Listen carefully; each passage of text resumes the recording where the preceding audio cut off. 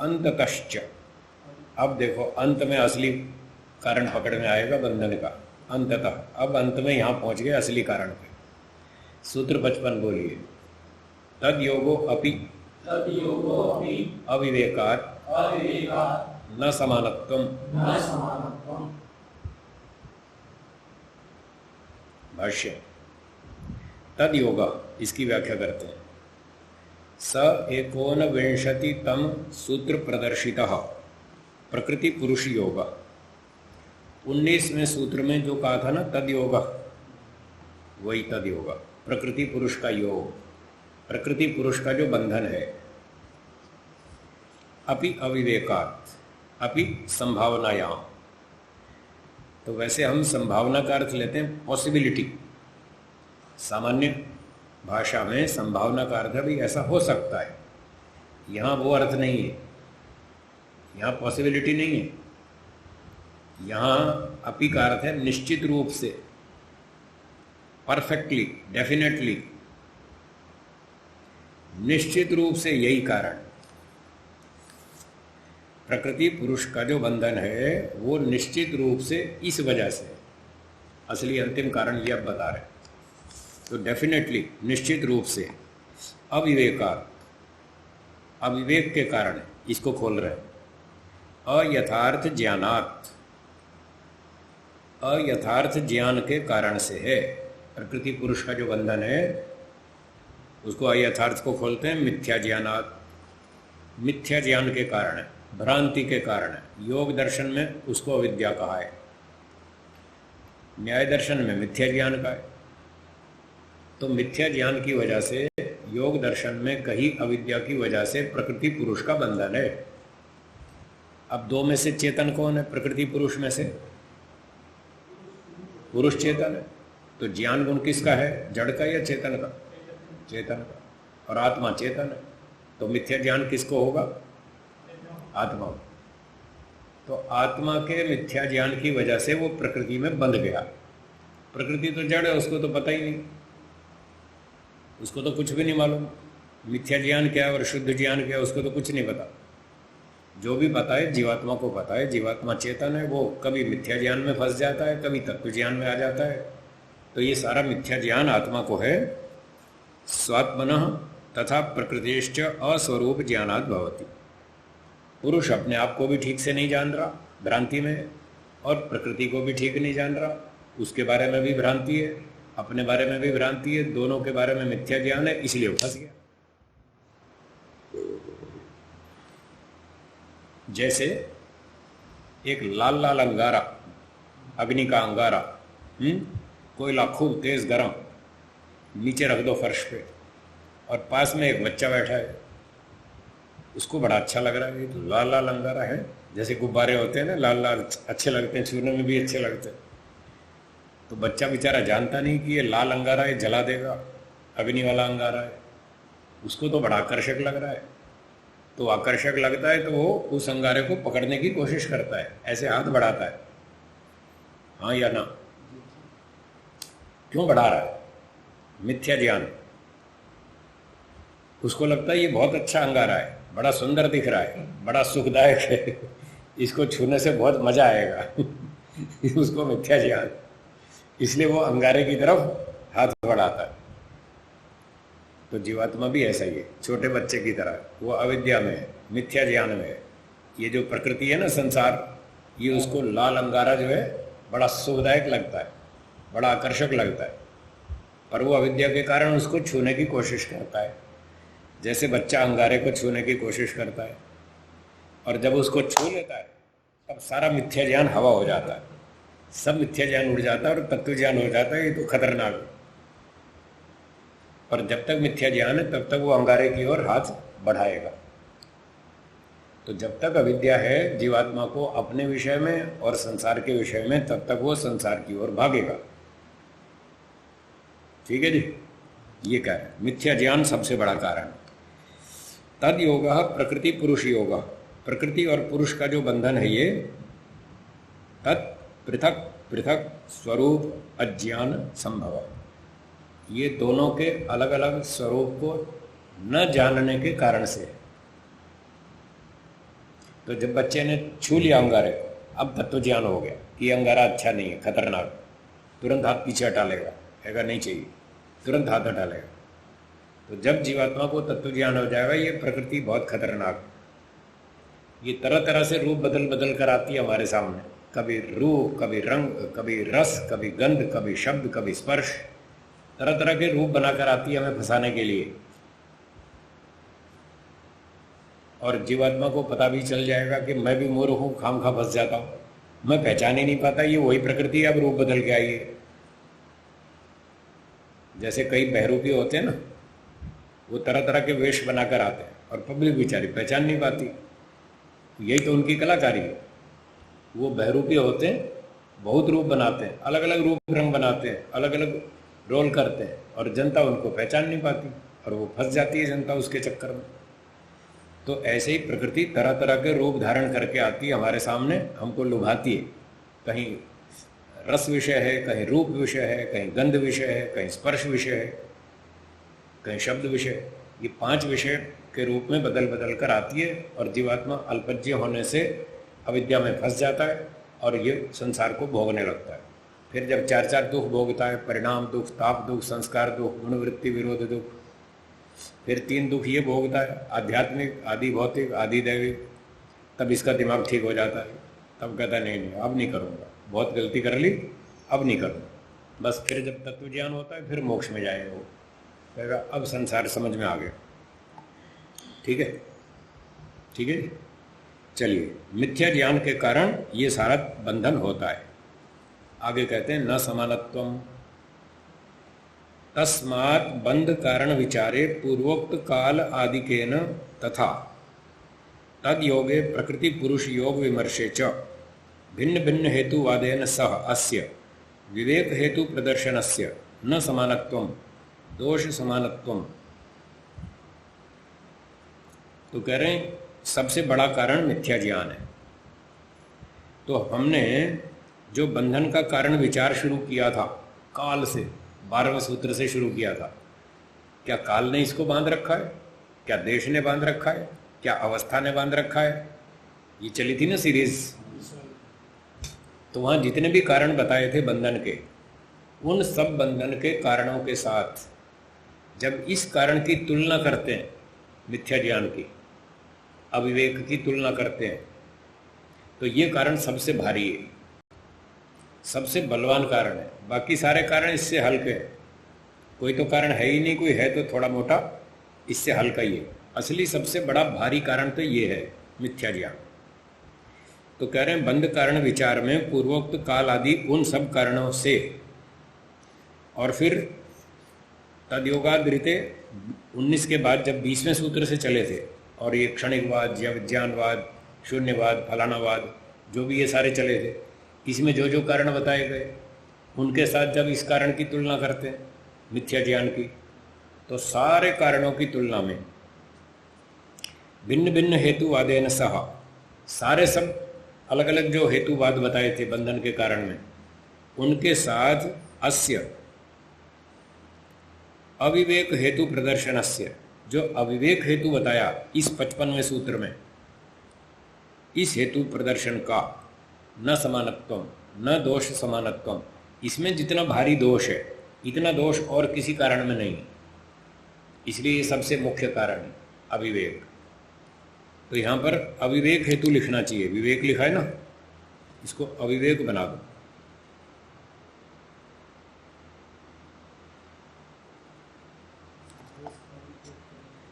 अविवेक हेतु प्रदर्शनस्य न समानत्वम दोष समानत्वम, इसके तुल्य दोष और किसी हेतु में नहीं है जितना बड़ा दोष इसमें है, इसलिए सबसे मुख्य कारण यही हुआ।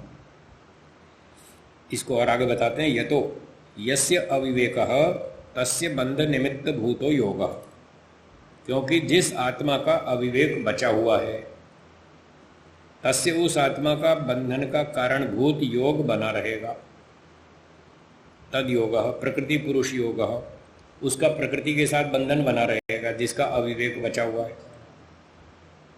ठीक है, और आगे विपक्ष को देखते हैं। प्राप्त विवेकस्य तद योगो न, जिसको विवेक प्राप्त हो गया उसका प्रकृति पुरुष बंधन नहीं रहेगा। कट जाएगा, वो मोक्ष में चला जाएगा, उसका शरीर का बंधन खत्म, वो 3 दुखों से पार। जिसका अविवेक बचा है उसका प्रकृति पुरुष बंधन होगा, वो 3 दुख भोगेगा। जिसका अविवेक खत्म उसका बंधन खत्म, उसके 3 दुख खत्म, बस। अतएव बंध अभावे मुक्तो भवति सा, इसलिए जब बंधन ही नहीं रहा तो वो मुक्त हो गया, सब दुखों से छूट गया, शरीरों से भी छूट जाएगा, 3 दुखों से भी छूट जाएगा। तो सूत्र पहला जो शुरू किया था त्रिविध दुख का अत्यंत निवृत्ति, वो था हमारा अंतिम प्रयोजन। तो वहाँ तक पहुँचना है, जब ये अविवेक हटेगा तो दुख हट जाएंगे, फिर हमारा लक्ष्य पूरा हो जाएगा। ये है जीवात्मा का लक्ष्य, 3 दुखों से छूटो। प्राप्त विवेकम न कालादिर बथनियात, जिसको विवेक प्राप्त हो गया उसको काल आदि कोई भी चीज़ नहीं बांध पाएगी, वो सब की पकड़ से छूट जाएगा। तथा न क्षणिकवाद विज्ञानवाद शून्यवाद वत अव्यवस्थाम गच्छेत, और उसकी बंध मोक्ष की कोई अव्यवस्था भी नहीं रहेगी। जैसे क्षणिकवाद में अव्यवस्था बताई थी, वो समस्या भी नहीं है, बस। तो असली कारण पकड़ में आ गया, अविवेक है, उससे बाहर निकलो और छुट्टी, सारे बंधन खत्म, दुख खत्म। ठीक है जी। तो यहाँ तक तो हो गया सूत्र भाष्य। अब आगे टीका टिप्पणी समीक्षा। अत्रत्यस्य तद योग शब्दस्य अर्थो अनिरुद्ध वृत्तौ धर्माधर्म योग कृतः, अन्यथा अर्थो। अत्रत्यस्य, इस 55वें सूत्र का जो शब्द है तद योग, इस सूत्र में जो ये शब्द आया तद योग, इसका शब्द का अर्थ अनिरुद्ध वृत्ति में किया है धर्माधर्म योग। ये गलत अर्थ, ठीक अर्थ नहीं किया। क्यों? यतः स एव प्रकृतः पूर्वतः तद योग प्रकृति पुरुष योग अत्रापि बंध कारण निर्णय समाप्त, ये पुनरुक्ता। ब्रह्मन जी कह रहे हैं क्योंकि ये वही तो प्रसंग चल रहा है अभी तक कि प्रकृति पुरुष का जो योग है, अब वो खोज करते करते करते अंत में यहाँ आ गया, तो वही प्रसंग है, तो वही अर्थ लेना चाहिए। प्रकृति पुरुष का बंधन, वही अर्थ लेना चाहिए। इन्होंने अर्थ बदल दिया, ये गलत किया। और विज्ञान भिक्षु भाष्येतु तद योगस्यार्थो अस्मद्वत् प्रकृति पुरुष संयोगो अत्र सूत्रे कृत। विज्ञान भिक्षु भाष्य में तो हमारे जैसे हमने अर्थ किया, हमारे तुल्य उन्होंने भी यही अर्थ किया। यहाँ तो ठीक कर दिया, वहाँ घोटाला कर दिया है। विज्ञान भिक्षु ने यहाँ ठीक कर दिया, वहाँ गलत किया, और अनिरुद्ध ने यहाँ गलत किया। परंतु तत्र 19वें सूत्रे न इत्थम अर्थो विहिता। विज्ञान भिक्षु भाष्य में इस तरह का अर्थ वहाँ नहीं किया, 19 में। वहाँ भी यही करना चाहिए था, वहाँ उन्होंने गलती करी, इन्होंने यहाँ गलती करी, अनिरुद्ध ने। तत्र तद योगादृते प्रकृति संयोगम बिना खलु उक्ता। वहाँ उन्होंने तद योगादृते में प्रकृति संयोग के बिना ऐसा अर्थ किया। तत्र पूर्वत्रापि प्रकृति पुरुष योगो अर्थो विधातव्य आसीत। वहाँ भी यही अर्थ करना चाहिए था जो यहाँ किया, तद योगा प्रकृति पुरुष योगा। तो ये समीक्षा होगी, टीका टिप्पणी। चलिए अब लिखिए सूत्र का अर्थ। सूत्र का अर्थ है प्रकृति पुरुष के बंधन का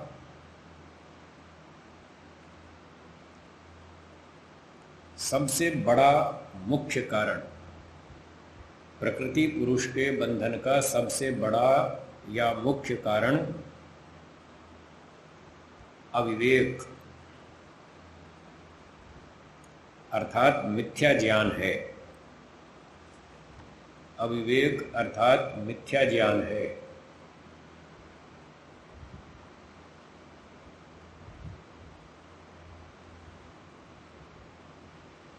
इसके तुल्य और कोई कारण नहीं है।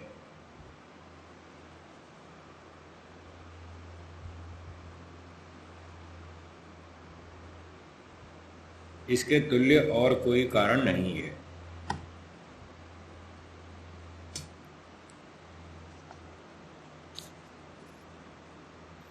चले आगे, बोलो। इस सूत्र में कहा गया, इस सूत्र में जो तद्योग शब्द है इसका, अत्रत्यः, इस सूत्र में कहा गया, फिर उसका षष्ठी एकवचन बनाया, अत्रत्यस्य, रामस्य की तरह, अत्रत्यस्य, जो इस सूत्र में कहा गया शब्द है उसका। इस सूत्र में तद्योग पहला पहला शब्द है, इसके बारे में कह रहे हैं, ठीक है। और पहले भी, वहां भी, 19वें सूत्र में भी, ठीक है। चलो, हाँ, आत्मा के अंदर ही, और कहाँ होगा?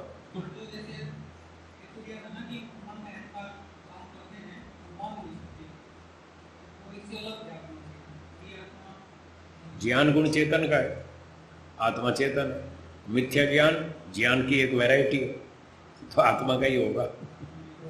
मन इंद्रिया तो जड़ है, उनको तो ज्ञान, मिथ्या ज्ञान होता नहीं कुछ भी, वो तो कंडक्टर हैं, पहुंचाने वाले, संवाहक जी।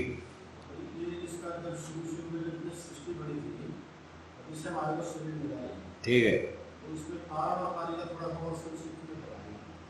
सृष्टि के आरंभ में जो हमको शरीर मिला वो पिछले कर्मों के आधार पर मिला, ठीक है। वो पिछले कर्म कारण है, तो पिछले कर्म थे सकाम कर्म, उन सकाम कर्मों से ये शरीर मिला।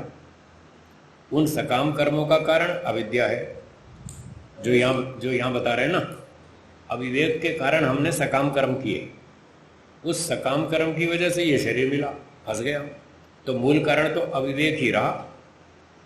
जब तक अविवेक रहेगा तब तक सकाम कर्म चालू रहेगा, जब तक सकाम कर्म चालू रहेगा तब तक जन्म मिलेगा, जब तक जन्म मिलेगा तब तक दुख भोगो।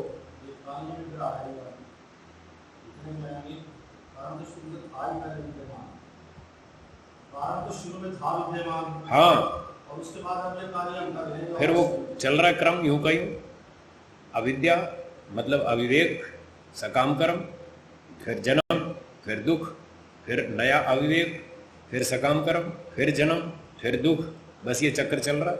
शरीर मिलेगा मनुष्य का, तभी ये बंधन से छूट पाएगा। हाँ, मनुष्य शरीर मिलेगा तब ये अविद्या को समझ पाएगा, मिथ्या ज्ञान को। जब समझ पाएगा तो दूर करेगा, दूर करेगा तो छूटेगा, मोक्ष में जाएगा, इसके बिना नहीं। अब मनुष्य योनि ही केवल इस काम में समर्थ है, और कोई प्राणी नहीं कर सकता इस काम को कि वो अपने मिथ्या ज्ञान को समझ ले और इसको दूर कर पाए। इतने साधन ईश्वर ने सिर्फ मनुष्य को दिए। जी बोलिए। जी हाँ, बिल्कुल। उसके जब मुक्ति से लौटेगा तो सकाम कर्म होंगे खाते में जो बचे हैं। हाँ सुनो, वो सकाम कर्मों की वजह से ये शरीर मिला। वो सकाम कर्म क्यों किए थे, उसका कारण क्या था? अविद्या कारण हुई ना। कैसे नहीं अविद्या? जिन सकाम कर्मों के कारण से ये शरीर मिला, वो सकाम कर्म अविद्या से ही तो किए थे। आप कह रहे हैं अविद्या तो नष्ट हो गई, नष्ट हो गई तभी तो मोक्ष दिया था, अगर नहीं होती तो मोक्ष देते ही नहीं। अभी सुनिए सुनिए, जल्दी मत करो, सुनो मेरी बात को। वो मोक्ष इसलिए दिया था कि अविद्या थी। ईश्वर ने ये शर्त रखी थी कि तुम्हारे जो सकाम कर्म हैं, जो तुमने अविद्या से कर रखे हैं, इन कर्मों का लगातार अगला जन्म तब तक चालू रखूंगा जब तक तुम इस अविद्या को नहीं मार दोगे, तब तक चालू रखूंगा। सती मूले तद विभागो जात्यायुर्भोगा, ये प्रमाण है। तो मान लो हमने 2.5 लाख कर्म कर रखे हैं, वो सारे अविद्या से कर रखे हैं 2.5 लाख। अब 2.5 लाख में से 2 लाख कर्मों का फल हम भोगते चले जा रहे हैं। 2 लाख का तो भोग लिया, अब 50,000 बच गए जो अविद्या से किए हुए। ध्यान से चलना मेरे साथ साथ, छूटना नहीं टॉपिक। 50,000 कर्म बाकी बचे जो अविद्या से किए हुए, और हम हर जन्म में अविद्या से प्रेरित होकर नए नए सकाम कर्म करते जाते। तो 5,000 कर्म हमने और कर डाले, अविद्या जीवित है। फिर 5000 से अगला की जन्म मिल गया, अगले जन्म में फिर अविद्या जीवित है, हमने 5000 और कर दिए सकाम, फिर अगला जन्म मिल गया। तो 50,000 तो स्टॉक में बने ही हुए, वो कब खत्म होंगे? जीरो तो कभी होते ही नहीं, जीरो नहीं होंगे, कभी भी नहीं होंगे, कुछ तो बचे ही रहेंगे। तो हम हर जन्म में 5000 कर्म कर लेते हैं, उन 5000 कर्मों से अगला जन्म मिल जाता है। तो अब कई जन्म तक मार खाने पर फिर हमको समझ में आई जो आप बता रहे हैं, ये समझ में आई कि जब तक मिथ्या ज्ञान नहीं मरेगा तब तक मोक्ष नहीं होने वाला। तो अब क्या करें? तो अब इस मिथ्या ज्ञान को मारो। तो एक जन्म में फिर हमने तपस्या शुरू की, कई जन्मों से करते आ रहे हैं। फिर एक आखिरी जन्म ऐसा आ गया जब हमने पूरी अविद्या को मार दिया और आगे सकाम कर्म करने बंद कर दिए। और पिछले 50,000 तो सकाम कर्म बचे हुए हमारे स्टॉक में, वो अविद्या से किए थे हैं कर्मों को। फल भोगे बिना कर्म नष्ट होता नहीं, सारे कर्मों का फल एक जन्म में भोग नहीं सकते। तो 50,000 तो स्टॉक में बचे ही हुए, ठीक है ना। और वो किससे किए? अविद्या से, 5 क्लेशों से। अब करते करते जिस जन्म में हमने विद्यमान अविद्या को मार डाला, तो ईश्वर ने कहा ठीक है चलो तुमने हमारी शर्त पूरी कर दी, अब तुम्हें अगला जन्म फिलहाल बंद कर देंगे। कब तक के लिए? जब तक मोक्ष का टाइम पूरा नहीं हो जाए तब तक के लिए बंद रखेंगे। तो मोक्ष में डाल दिया और अगला जन्म बंद कर दिया। तो जितने हमने तपस्या की, ज्ञान विज्ञान प्राप्त किया, तत्व ज्ञान किया, समाधि लगाई, ज्ञान कर्म उपासना सारा किया, उसका फल मोक्ष में दे दिया, वो खत्म हो गया। अब जब कर्म फल खत्म हो गया, मोक्ष वाला निष्काम कर्मों का फल, उपासना समाधि का फल खत्म हो गया, तो अब वापस आना है, क्योंकि 50,000 जो कर्म बचे हैं उसका फल तो भोगना ही है। अब वो 50,000 सकाम कर्मों की वजह से वापस लौट रहे। तो अब जब लौट के हमको शरीर मिलेगा पहला, उन 50 में से 5,000 कर्मों से पहला शरीर मिल जाएगा। ये जो 5,000 का फल पहला शरीर मिला मुक्ति से लौटने पर, ये सकाम कर्म है। सकाम कर्म का फल जात्यायु भोग है, वो योग दर्शन में लिखा है। तो अब जो पहला जन्म मिला, ये मिला सकाम कर्मों से, अभी अविद्या नहीं है। लेकिन ये जो सकाम कर्म है ये किससे पैदा हुए थे? हुए तो अविद्या से ही थे। मोक्ष में जाने से पहले वाली अविद्या से ये पैदा हुए, तो इसलिए मूल कारण तो वही है। उसी अविद्या की वजह से वो 50,000 कर्म हुए थे सकाम, और उन्हीं सकाम कर्मों से ये शरीर मिला। तो काट पीट के मूल कारण तो वही रहा, ठीक है। अब आगे सुनिए, उन 50,000 में से 5,000 कर्मों से हमको ये पहला जन्म मिल गया। अब जैसे ही शरीर के साथ आत्मा का बंधन हुआ, माता के गर्भ में आया और ईश्वर ने उसका शरीर बनाना शुरू किया, तो सत्वरजतम सूक्ष्म शरीर सब उसके साथ अटैच कर दिया ना।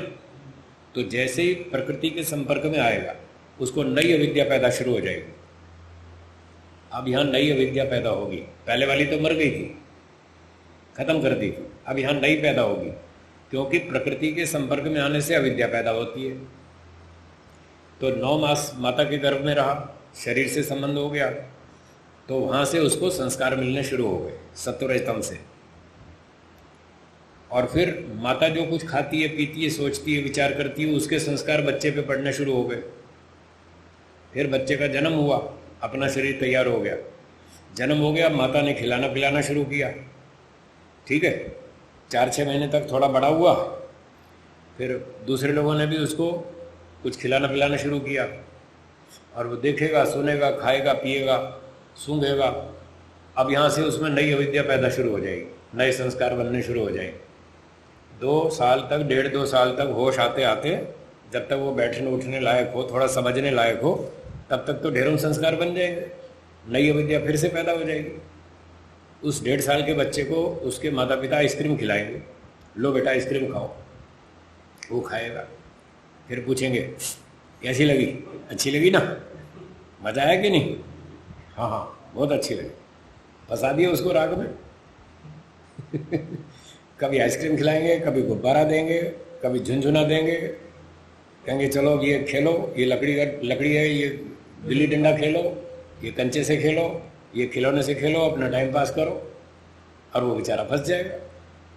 इस तरह से नई अविद्या पैदा होगी, और नई अविद्या से फिर राग द्वेष पैदा होना शुरू हो जाएगा। फिर उसको एक खिलौना दे दिया बच्चे को, वो उसने पकड़ लिया खिलौना, ये मेरा है, अब बस थोड़े दिनों में खेल खाल के उसमें राग हो जाएगा।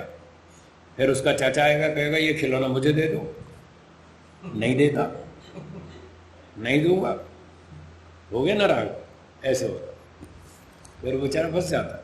जी स्वामी जी, कुछ लोग ऐसा कहते हैं कि जो समाधि मुक्ति में गया था तत्व ज्ञान के करके, समाधि से तत्व ज्ञान उसको हो गया, उससे मुक्ति में चला गया। अब जो तत्व ज्ञान का साधन था समाधि थी, वो रही नहीं, तो धीरे धीरे जो तत्व ज्ञान उसको हुआ था वो खत्म हो जाता है, तो समाप्ति तक वो खत्म हो जाता है, फिर से देखो, तत्व ज्ञान वहाँ घटता जाता है, वो ये कह रहे हैं मोक्ष में उत्तरोत्तर काल में वो घटता जाएगा। तो जब घटता जाएगा तो वहाँ मोक्ष में है या नहीं? अभी मोक्ष में ईश्वर से कनेक्शन है या नहीं? क्या ईश्वर से नया तत्व ज्ञान प्राप्त नहीं कर लेगा? वो कर लेगा या नहीं? तो वो घटने वाला हेतु फेल है, उससे कोई फर्क नहीं पड़ता है। उसको जो टाइम पीरियड अलॉट किया गया है मोक्ष का, इतने समय तक उसको मोक्ष में रखना है। वो उसको क्यों रखा है मोक्ष में? वो उसके कर्मों का फल है। जो उसने यहाँ निष्काम कर्म किए, तपस्या की, वेदों का ज्ञान प्राप्त किया, शुद्ध ज्ञान, शुद्ध कर्म, शुद्ध उपासना, जो 3 काम किए, ये उसका फल है। उसको इतने समय तक मोक्ष में रखना है। तो टाइम घटता जाएगा, ये हेतु है, न कि ज्ञान घटता जाएगा। ज्ञान घटे ना घटे इससे कोई फर्क नहीं पड़ता है, क्योंकि उसको नया ज्ञान प्राप्त करने के लिए ईश्वर जो सोर्स है वो अभी भी अचीव्ड है, उसके पास सोर्स अभी भी है, तो नया ज्ञान फिर प्राप्त कर लेगा। तो फिर क्यों निकाले? तो वहाँ से मोक्ष से निकलने का कारण ये नहीं है कि ज्ञान घट गया, तो ये कारण है कि उसका टाइम पीरियड खत्म हो गया, इसलिए न्यायपूर्वक ईश्वर उसको वापस भेजेगा, जाओ वही दुनिया में। अब टाइम पूरा होने पर जब वापस आएगा तो शरीर से, प्रकृति से जुड़ेगा, तो मिथ्या ज्ञान हो जाएगा, जो मैंने अभी सुनाया आपको, ऐसे होगा।